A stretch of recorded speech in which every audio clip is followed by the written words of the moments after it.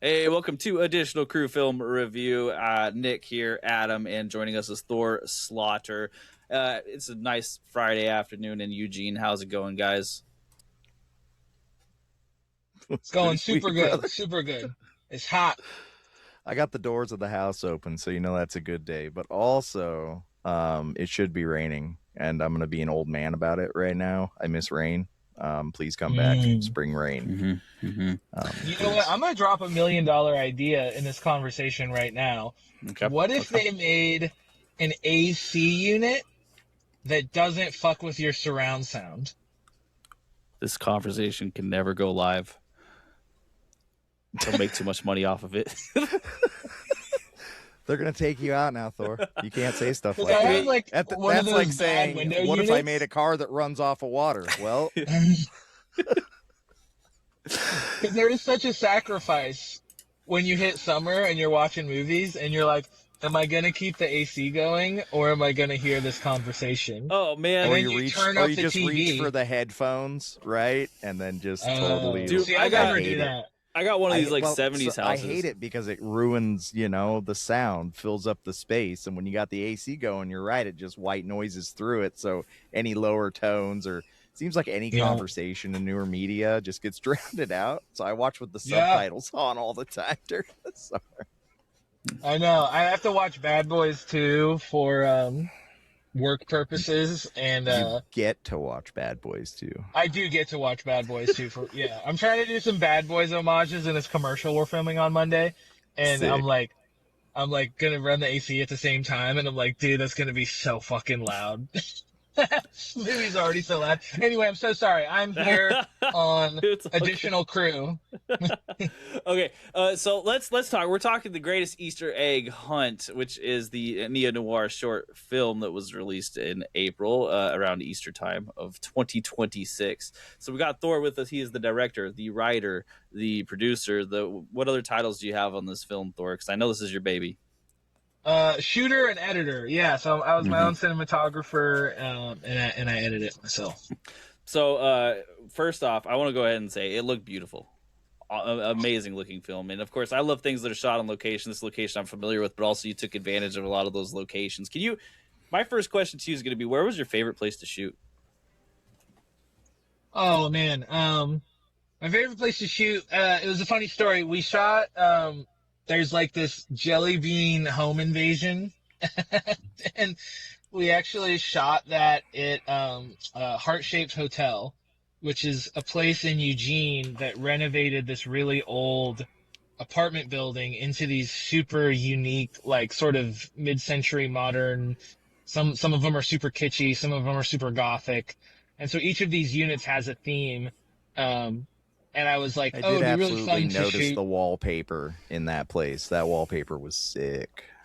Oh, these places are so cool and they're super affordable. Like they've worked really hard so they don't overcharge for them. They're like super normal prices. And I saw these people online and I was like, man, I'm really trying to do this sort of like off the wall neo noir Easter egg thing. Could I just shoot some promo in one of your spaces and then you'll let me just film there all day? And they were totally game for it and they're super awesome people. Sick. And so I was like, well, now we just have to expand this whole scene because this location is so cool and this Right. location is so over the top. It feels like the type of place a guy would be like sorting jelly beans in like a motorcycle jacket too. And we worked really hard Nefarious, on this very one. nefarious about it. Yeah, yeah, I love the idea of just like there's always the scene in these movies of like the snotty kid who's like, doing cocaine lines. Not kid, but like the snotty Yeah. like young thug guy who's, got just like blah blah blah blah blah. And there's always that scene in these movies. So I love the idea of he's like putting these jelly beans into the little egg and then he gets knocked off and then his line is like, "Do you know whose like Easter eggs these are?" Yeah. So that was probably my funnest day to shoot because it was like a lot of practice to get this sort of big tracking shot and this oneer. And in the film, we sort of broke it up. I did a couple insert shots, but this whole Mhm. tracking shot, is the same shot because it's sort of my pet peeve now. Like everyone's trying to do these big oneers and Right. don't get me wrong. Many of them are great. They're super fun to do. They feel really technical when you're doing it. It feels very like the whole crew's together. It's a Right. really big camaraderie thing. But oftentimes what happens is you lose a little something by not cutting away ever. Right. If that makes And sense. I thought you did a really good job of using kind of like the mirror images and things or window reflections as cuts. It really helped with the pacing of the scenes and what was happening. If you did it as one still shot, I don't think it would have had as much impact. Thank you. Yeah. So I was super proud of that. That took us like maybe 16 or 17 takes. And we were using all these vintage airy hot lights. And so it was really hot in there. Because now everyone uses these LED lights and they're great, but they don't look as good as like these super hot tungsten lights. But that's what we grew up with. So like when a beautiful tungsten light flares the camera, that's like our childhood. Right. Yeah, I did some technical theater, so I loved those with like the gels. You would get the gel books back in the day, and you can't beat it. Yeah. So it was, man, that was just the funnest day ever because it was like everyone was so locked in. And I mean, we had like a person hiding behind a hallway that was flashing stuff into the mirror so that it would create these little subtle ripples. We were having someone on the like the haze machine. We were having the boom guy. So it was such a fun day because we're just in this like insane looking Airbnb. And then we're filming this like home invasion of this guy getting like knocked over for jelly beans. And it was pretty fun. Right. I have a quick follow-up question about on-location shooting as well. So there's a scene on, I think it's 7th Avenue, where there's a gentleman who looks like he's sweeping and then he runs away from the actors. Did you have a lot of folks on 7th Avenue kind of bugging out when you had guys in suits running by them? Because I work on that street. I know some of these folks might. Dude, so it was, we were so guerrilla about it. People didn't even know like what was happening. He was out there was sweeping. running You see him with his little sweep bucket, and he just bails. Oh no! Actually, I think what you're talking about, that guy was on crew. That's Bren. So Bren was on crew, and the thing is every time we got a crosswalk signal, I would just be like, action, because I'm across the street. Oh, yeah, that's right. And it's a busy street. Yeah. Yeah, so that I just thought it'd be so fun to be like, guys, like, let's run the opposite way down a one-way street at rush hour. It's going to look so fucking sick. It's like, I'm going to be on the other side of the street, and then you're running, and then you have a just wave of oncoming car traffic. And it literally was so run and gun that, like, I was just like, we have to get as much stuff as possible. You can't really like stop and reset constantly because it's just real. Like it's 7th Street at 5 o'clock. Like, yeah, that's what that street is. That area of Eugene is wild. Brandon, who was running a lot of crew stuff, he was, so that guy, he's literally holding a reflector and the sound bag in the shot. Okay. But like, I think I'm yelling at him. I'm like, Bren, turn. And he looked like he was getting out of the way. And then when I played it back, I was like, oh my God, great. That's just his cameo. Like he just gets to be guy running away from these 3 people running down the street. And that was so much fun because it was like, I'm a pretty like high octane guy, like with like filmmaking. I just love it. It's so exciting to me. And the more, like the harder something feels when you're in it, I think like the better the experience is. And so for me, it was so fun because it was like, I'm sprinting as fast as I can across the street. We're just like calling audibles on the fly. And we're just like, look, we have a great pocket over there. Like, let's run. That was so much fun. I'm so proud of that whole sequence. Like everything from that home invasion, you know, I mean, I'm just so proud of the middle chunk of that film. I just think it's so much fun. I think it's so kinetic. And I think Zach Davis, and Gene Ponomarenko and, Isaac Sutherland just absolutely killed it. And I don't think they were really prepared for like the hell I was going to put them through. Get running. But yeah, the cross flow looks fantastic. I really like what you're saying with the traffic coming one way, them running the other. It's almost vertigo inducing, which I like, you know. And it was like, I just like the idea of just, I don't know. I'm just always this guy that's like, I was never taught how to do anything. And to me, I'm just like, I'll go watch The French Connection and I'd be like, how can we go do that tomorrow? Right. Yeah. And that's not what they teach you to do in film school, which I have never gone to, thank God. But to me, it's like, why can't we do that if we're being safe and we have a really small crew and, you know, we're just going to run and gun and make it happen. So, you know, thank you. Well, inspiring, you know, every time I see art, and especially when local art, but anybody doing art. And we obviously focus on the film space a lot, so we talk to a lot of directors and stuff, but it's so inspiring to me to watch others doing art that it makes me go out and do art myself. So, like, thank you for that. I do have a question. It's burning in my head. I'm just going to ask it. Okay, they're at the park. They're standing by the red statue, right? And they put the blue egg up there and he reaches for it and he gets knocked out. As they're leaving, dude, who is Uber or DoorDash delivery driver, comes and helps him up and they're going to leave. Blue egg's still there. Is the blue egg still there? Yeah. Well, you know, I think, is that a philosophical question? I think it's a philosophical question. Oh, okay. I'm shallow, brother. So No, man, you're so good. I mean, that's what I love about good noir is it's like, I don't know, it's always like what's everyone's angle, what's real, sort of what's not. Like I love that Right. Jacob's Ladder is like one of my favorite movies ever. And I think that's a little bit of a neo-noir film. It just doesn't feel like it. But I just did love notice that, it didn't like, have a ribbon on it anymore in the other shots. I was trying to pay attention. Well, and then, you know, I mean, spoilers. Well, I guess, I don't know. Are we a spoiler We're a territory? spoiler-heavy podcast, Mm-hmm. yeah. Mm-hmm.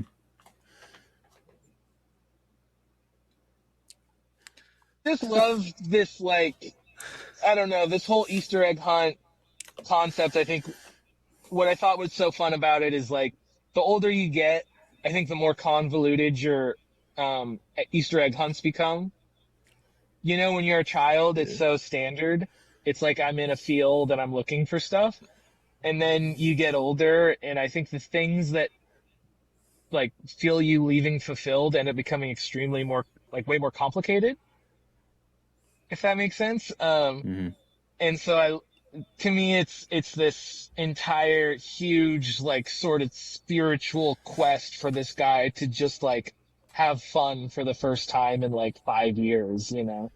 Like, you take your traditional, like, gumshoe character, and it's like, what would be really fun for that guy, you know? What would, like, tickle Humphrey Bogart and get him excited, you know? And it would be this, like, convoluted Easter egg hunt. I still like that you had him play the straight man at the end there, where he's like, "Well, you had fun, didn't you?" And he's like, "No, what?" Exactly. Didn't give it the easiest out. Speaking of which, there's a lot of like themes and that are homages in this, right? That are pretty clear. Like, so I took it as the Easter egg, the person charged, I'm spacing on his name right now, who was the like general guy, was like an Apocalypse Now general who had been in the Easter egg hunt for so long it drove him crazy. Am I getting the right read on that? No, definitely. It's Colonel Locke, right? Like, yeah, there's always these, total Apocalypse Now characters. He had a red and blue Easter egg too, though, in each hand, right? Exactly. Oh my god, I love that you guys are digging into the Easter eggs of the Easter egg short. Yeah, no, he was great. Now he's played by Quinn Larson, who's a really fun film director in town, and it's always great to hire. Well, not hire, but it was all very volunteer. But it's always great to have filmmakers in your cast, because they're usually pretty like locked into what they need to do in that moment.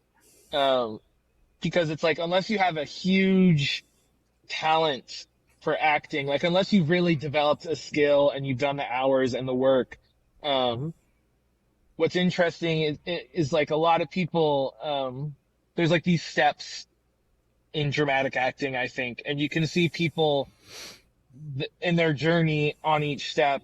And I think hiring or getting directors and writers to act usually is almost like a cheat code when you're doing these little no budget shorts. Right. Because they're usually just a little bit more like locked into what they need to do, because they're not like, oh, I want to be an actor. They're just like, oh, they need me to do this type of thing. I'll just do that type of thing. Right. And so Quinn was really great, because I think he sort of understood what I was looking for, because I was like, yeah, I want you to be this like Apocalypse Now homage, but you're also like the Easter egg bunny man, and I just think that'd be funny. A reoccurring theme that we talk about and we notice in low to no budget movies is that you can tell the energy of the actors. And it's very clear when actors are having a bad time versus when they're having a good time or enjoying what they're doing. And everybody in this seemed to just be energetic, alive, right? And bringing life to the role. So on their behalf, that was awesome. You can always tell when people are like jamming with what they're doing.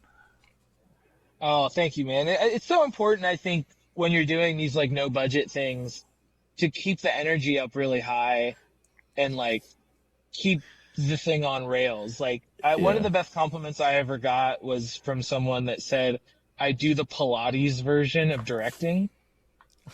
Okay. Because I've been on those sets where like your buddy asks you to like, you know, do a cameo in his thing or do this thing or show up and help out, and sort of stuff moves at like a turgid pace. Right. And I think you lose a lot of the energy and the intensity. And so I really love to keep like the intensity really high, keep it really respectful. But like, to me, it's like we're going to go play a pickup game of basketball. Gotcha. Mm-hmm. Well, I bet you like, there's a lot of creativity and freedom in that chaos, though, you know? I think so. Yeah, because I think if you can sort of get people really like locked in to this thing that we're doing, you know, and the minute you sort of let the energy fall off and die, I think you sort of struggle a little bit, you know, like you'll see sets where the energy just like completely like, and it's tough because you're asking people to like give up maybe one of their only, right? And I do not take it for granted if you come volunteer for one of my little art projects. Like, I don't take that for granted. Like, that's the biggest compliment. And so to me, the best thing I can do is to haul ass and get you out of there as fast as possible, while also making sure that your work looks as good as it can. Dude, your cuts and film were clean, so you ain't got no problem with that. Mm-hmm. What kind of camera are you using? So I shoot on a Ronin 4D. It's the sort of cinema camera by DJI. Mm-hmm. And when I first got it, a lot of people were making fun of me because DJI wasn't really a name in like cinema cameras at all. Like, it's their first cinema camera they've ever made. And now it's been like, they shot all of Adolescence on it. It's been on the Civil War movie. Like, it was on F1. Like, now it's using all this stuff. And for me, like, I do film full time. Mm-hmm. And so I needed something that could move really fast. And I love big angles, you know, like I love composition. That's, I think, what excites me the most. And so I needed a camera that like wouldn't take me 5 minutes to get a different angle. Sure. So, yeah, I love that thing. Yeah. Oh, yeah. I mean, I can see it when that scene where they're getting up on the truck bed and you got the cowboy character and the detective character meeting. It's just like that nice back shot of them. Oh, thank you. Yeah, just wonderful. Yeah, we shot that on a long lens. So I was like I was like maybe like a quarter mile away from the truck bed. But really? I love the compression from the long lens. Right. Because on that long lens, you just get so much compression, it feels like a painting almost. Yeah. It was a really neat look you had going there. I dug that scene a lot. Well, dude, and fun fact, when we were filming the coverage on that truck bed, mid-take, my foot went through the wood because the truck bed is like an old, rusted, like abandoned truck bed. Yeah. That was out on this farm in Junction City that had not been used in decades, like since the 80s. Perfect. But it was so cool. It was like, oh man, you know, because it's like, I mean, imagine you guys have seen Heat like a million times. Yeah. I don't know about a million times, but there's that scene where Robert De Niro goes and he's talking to the guy that cases up the chases up the bank, and they're sort of like by all these windmills, like on sort of the outskirts.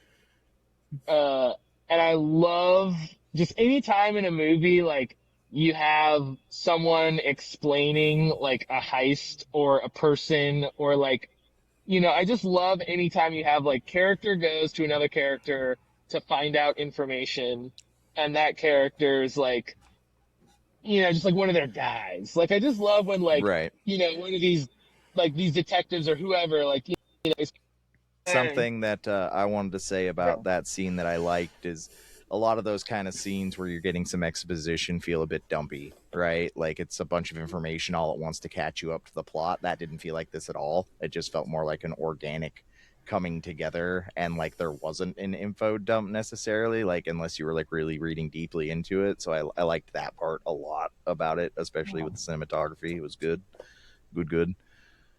Movies like The Stuff, for instance, doesn't really keep you up on what's going on, and then they info dump in the middle of the movie for about 10 minutes straight. Here's everything that's happening, and then here's the rest of the movie. And I hate it when movies do that, when the two characters get together, like to catch up or to talk or to put something together. So I did really like the way you did it. Very noirish, right? Very tongue-in-cheeky. Yeah. Well, and it's like I love when people have like the guys they work with, or the people they work with. Like it always just informs you. Like anytime you're watching a professional, it's like, the best movies really go like those. I'm just such a fan of like process movies. And obviously this is, I don't know, metaphorical, sort of funny, a little pastiche-y, I don't know, but I love the idea of it's like, okay, will you play this character that's sort of like, I don't know, the info guy who's just finding out who's running Easter egg hunts. You're just gonna like deliver this on a flatbed truck in the middle of Junction City. The intensity of the absurdity, I didn't miss it, but it's not funny in a ha-ha way. Like it doesn't come across like that at all. It's very serious. That's what I loved about it. Very fucking serious. 100%. Like sometimes I almost like, I don't know. It was when we screened it live at the Pecori Easter event. It was funny because it's like there was some things where I'm like, oh yeah, that was written as a joke, and then some people in the audience like laugh seeing like an Easter egg show up. Like when the camera pushes in as my little like Sam Raimi homage, where the camera's like pushing in down this bridge, and you should look at Zach, the lead actor, and he's got all this chocolate over his face. Like, good acting that's at supposed that to be a part, funny too. moment. Very feral. Yeah. But like, I just, after watching it, like, it was funny because half the audience laughed, and then half the audience sort of like was a little bit like, ooh, that's a little disturbing, I felt compassion at that moment. I felt bad for him. It's all right. The people who are laughing, I'm in the horror movies, and whenever you see the worst thing on the screen, I'm the only one who's in there laughing, ruining the experience for everyone else on accident. I just felt bad. Oh my God, dude! Have you seen that movie? Have you seen that movie Hamnet? No, I that was out last year. I know of it. No, I haven't seen it though. No. Sorry, I'll promise you this in 5 seconds aside. That was definitely not my cup of tea, and I really don't do well in movies when people like want me to cry. Like my first instinct when you want me to cry is to laugh, and so like I'm watching this movie that is like designed in the Pentagon to make you cry. Like this thing is like the Oppenheimer level science project on how to get a human being to cry. And I was so allergic to it that like I'm just in the metro and like people are crying and I'm like laughing because I'm just like, so like, you want me to cry so bad that now I'm laughing. Man, it just makes it awkward, right? The only movie like that's got me is the Iron Claw, man. The Iron Claw was one that was a little bit too hard. Yeah, Iron Claw. Yeah, no, definitely. It's got the moment in it, like. It just if you're trying to pull on my heartstrings, though, and you're not actually pulling on my heartstrings, it becomes very embarrassing and cringy for me to watch. And usually, my response to that is laughter. Yeah, same. Yeah, right. Yeah, like if you miss the mark with me, like I just am like, it's the funniest thing in the world to me. You know what I mean? Mm-hmm. Yeah, but at that point, I hope the practical effects are on point. That was my 2026 Oscars side tangent. 2025 Oscars tangent. Hamnet. Let me ask you. It's Hamlet, but with a pig. Is it Babe? Pig in the City? Hamnet. It's Shakespeare's wife, or I believe. Oh, okay. No, the son. They named their son Okay. Hamnet.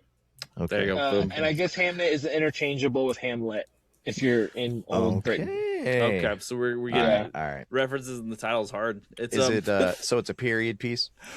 um Oh, that would give it away. Yes. Never mind. Never No, mind. yeah, it is. It's What about about- Shakespeare's. Shakespeare and his wife lose their child named Hamnet, and people have spent like hundreds of years trying to be like, oh, was that the inspiration for Hamlet? Got Yeah. it. Got There we it. Sorry, that can be the end of like the Hamnet corner.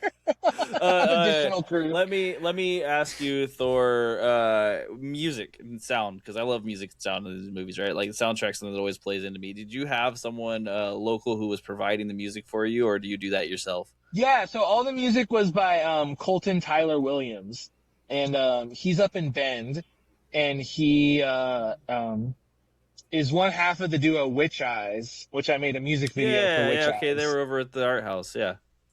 Yeah, they played at the art house, yeah. And I basically just sort of sent him the movie, and I was like, do you have anything that sort of fits for these segments? And then he sent me this amazing stuff, and so then I recut a lot of it and used just some of his original music.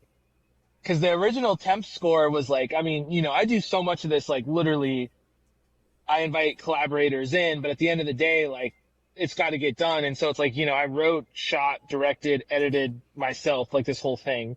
And so I was literally using the score from To Live and Die in LA as like a temp score. And then I was getting very close to release, and I was like, well, maybe I should just leave this in here. How many people have seen To Live and Die in LA and would know like the deep cuts that aren't like that aren't the Wang Chun songs? Mhm. And I knew Colton. I was like, let me just go like talk to Colton. And so he was like, yeah, dude, I really like it. Let me send you some stuff I think would work. And so then it was great because I think it modernized it a little bit. Because like if it was up to me, every soundtrack would just be like Wang Chung. Like, dude, like literally every soundtrack would be like Tangerine Dream.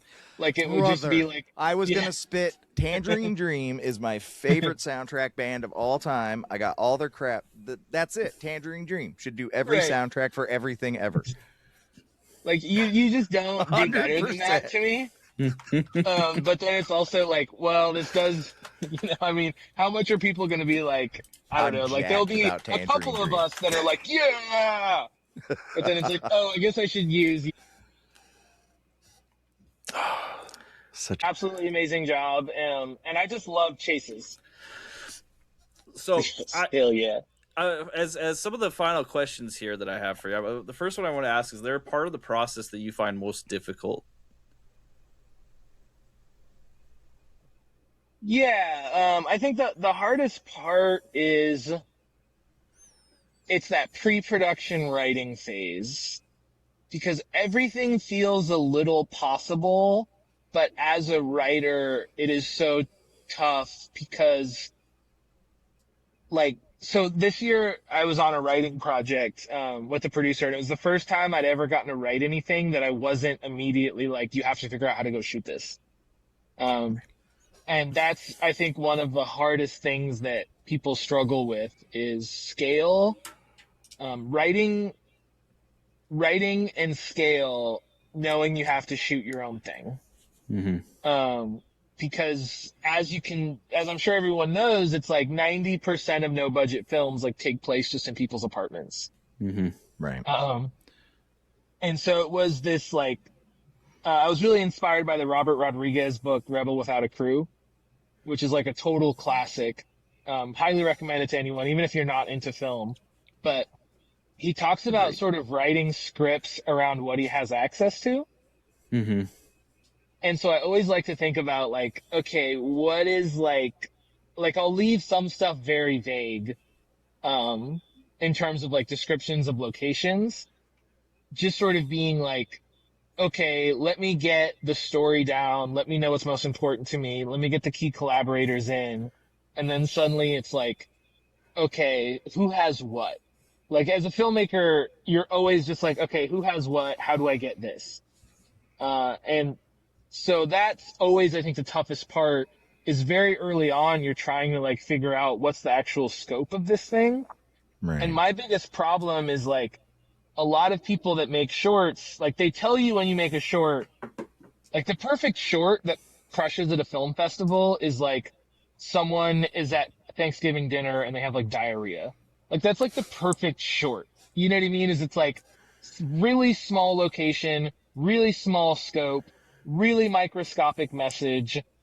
It's just like this person has this problem in this room. That is what they teach you should be a good short. And those make amazing little 4 or 5 minute shorts, but like the type of films that really speak to me and people I work with are just things that are a little more existential. Like I just sort of love it. For me, it's really hard to like, horror puppets. Yeah, hell yeah, dude. Yeah. Like, Yeah. it's hard for me to access my emotions, but in a movie, I get to like explore my emotions without having to like directly address them. So for people that like bottle stuff up, film is usually like their emotional safe space because it's like everyone has to shut up and watch the thing. Right. And so you get to sort of be vulnerable and be quiet, which is pretty rare. That's why I've always loved movies. And so like every time I write a short, I always sort of get in trouble because I write myself into these corners of like, well, I love to just, how much scope can we get? Right. I guess that would be, do you feel limited by that, or do you feel like it helps the creative process writing to know that you have to be able to fit it into your scope of ability? I mean, it's both, right? Like, it's like you have to get so good at calling in favors and knowing what you can get, keeping your relationships up. Like, that's Running such a down big part of 7th Avenue, you know? Totally, you know? And it's like, that was sort of an audible where